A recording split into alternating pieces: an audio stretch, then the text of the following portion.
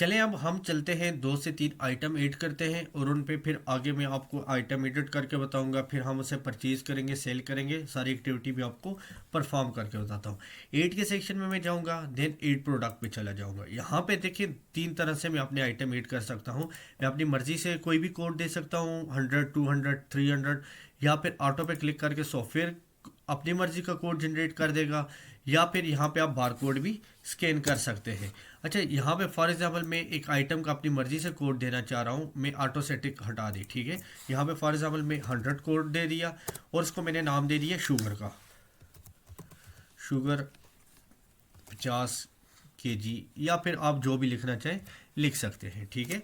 अच्छा, than company किस brand की है, फॉर एग्जांपल मैं देश ब्रांड डाल देता हूँ। अच्छा, परचेज प्राइस, परचेज प्राइस ये है कि आप यहाँ पे एक डाल देंगे परचेज प्राइस के, कोई भी जो इस टाइम चल रही है, बाद में आप परचेजिंग के टाइम ज़ाहिर सी बात है आप चेंज कर सकेंगे, उसमें कोई इशू नहीं है। फॉर एग्जांपल मैं डाल देता हूँ 7,000 रुपये मेरी परचेज प्राइस है, और जो मैं आगे सेल करूँगा वो 7500 रुपये की करूँगा, या जो भी हुई वो आप यहाँ पे लिख लेंगे। पीसेस पर पिक, अगर फॉर एग्जांपल आपका होलसेल का ही काम है लेकिन आप ये चाहते हैं कि मैं इसको केजी, 2 kg, 3 kg भी सेल कर सकूं, तो फिर आप यहाँ पे आपको लिखना पड़ेगा 50। लेकिन अगर आप नहीं सेल करना चाह रहे इस तरह, तो आप डायरेक्टली 1 लिख लें, कोई मसला नहीं, ठीक है। बहरहाल मैं चले 50 लिख लेता हूँ कि इसके अंदर 50 kg होता है, ताकि मैं अगर मेरे पास कोई कस्टमर आता है 5 kg, 10 kg, तो वो भी मैं सेल कर सकूँ। प्रोडक्ट कैटेगरी में मैं लिख सकता हूँ फूड, फूड की कैटेगरी है, या जो भी आप लिखना चाहें लिख सकते हैं।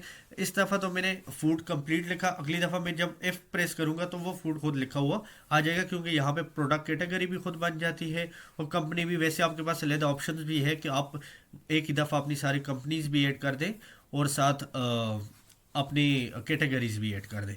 अवेलेबल स्टॉक से ये मुराद है आपके पास ओपनिंग स्टॉक क्या है। फॉर एग्जाम्पल मैं कहता हूँ मेरे पास 10 बोरी पड़ी हुई है शुगर की, ठीक है। स्टॉक लिमिट क्या है, मैं कहता हूँ यार जब भी मेरे पास 10 रह जाए स्टॉक में तो सॉफ्टवेयर मुझे अलर्ट कर दे, ठीक है। इससे स्टॉक लिमिट कहते हैं। अब होलसेल प्राइस और सप्लायर प्राइस और ब्रांचेस प्राइस, ये 3 तरह के रेट आप मज़ीद डिफाइन कर सकते हैं हमारे सॉफ्टवेयर में। देखिए इससे मुराद क्या है, फॉर एग्जांपल एक कस्टमर है, आप उसको 7500 की सेल करते हैं, उससे कोई करीबी कस्टमर आ गया, आप कह रहे हैं यार मैं उसे 7400 की सेल कर दूंगा, ठीक है।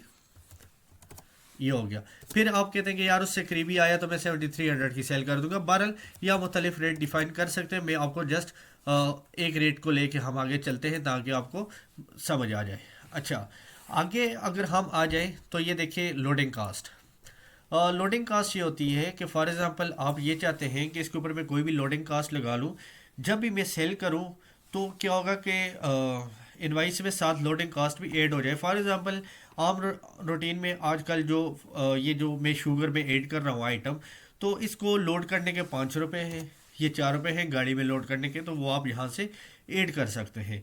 इसके अलावा अगर आप आगे चले जाएँ मज़ीद डिटेल में, तो ये देखिए डिस्काउंट अमाउंट, कि जब भी आप ये आइटम सेल करें इसके ऊपर डिस्काउंट कितना लगना चाहिए अमाउंट में। फॉर एग्जांपल मैं यहाँ पे अगर 7500 रुपये मेरा रेट है और मैं यहाँ पे 100 रुपये लिख लेता हूँ, तो फिर उससे क्या होगा कि जब भी मैं आइटम सेल करूँगा तो इसके ऊपर 100 रुपये डिस्काउंट ऑटोमेटिक जाएगा। हाँ, आप सेल के टाइम इसे रिमूव कर सकते हैं।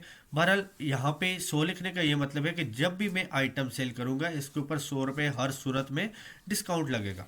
अच्छा, अब ये जो दूसरा डिस्काउंट है ये परसेंटेज में है कि जब भी मैं आइटम सेल करूं तो इसके ऊपर 5% डिस्काउंट या 10% जो भी आप यहाँ पे लिखेंगे वो लगना चाहिए।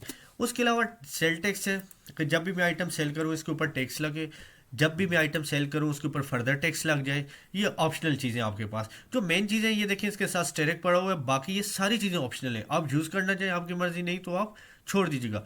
उर्दू ने कि आप चाहते हैं कि यार मैं इंग्लिश में बिल करूं और उर्दू में साथ उसका प्रिंट आए, तो वो चीज़ भी आप कर सकते हैं।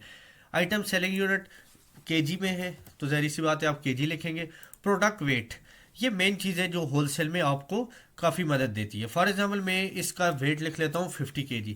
अब इसका फ़ायदा क्या होगा, देखिए जब मैं बिलिंग कर रहा हूँगा तो मुझे सॉफ्टवेयर बता देगा कि जो मैंने ये बिल बनाई है इसका टोटल वेट इतना बन गया।